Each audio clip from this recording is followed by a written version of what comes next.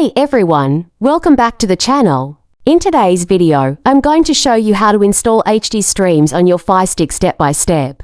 This is a great app for streaming live TV channels from around the world, and the installation process is super simple. First, go to the settings on your Firestick and navigate to My Fire TV. Click on Developer Options and enable apps from unknown sources to allow third-party app installations. Next, go back to the home screen and open the Downloader app. If you don't have it yet, simply search for it in the Amazon App Store and install it. Once you open Downloader, enter the HD Streamz APK download link and hit Go. Wait for the file to download, then click Install when prompted.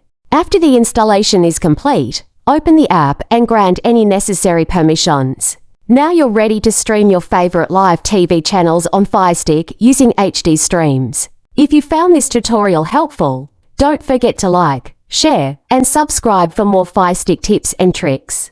Let me know in the comments if you have any questions, and I'll be happy to help. Thanks for watching.